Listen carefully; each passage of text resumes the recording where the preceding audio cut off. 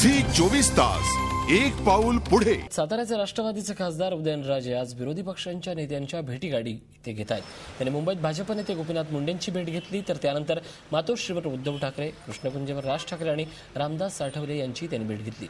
राष्ट्रवादीचे खासदार असलेल्या उदयनराजेंनी विरोधी पक्षांच्या नेत्यांच्या भेटीगाठी घेण्यास सुरुवात केल्यानं वेगवेगळ्या चर्चा सुरू झाल्या आहेत। उदयनराजेंनी मात्र एका खासगी कामासाठी महायुतीच्या नेत्यांना भेटत असल्याचं सांगितलं। त्यांच्या या भेटीनं राजकीय वर्तुळात वेगवेगळ्या चर्चांना ऊत आला आहे।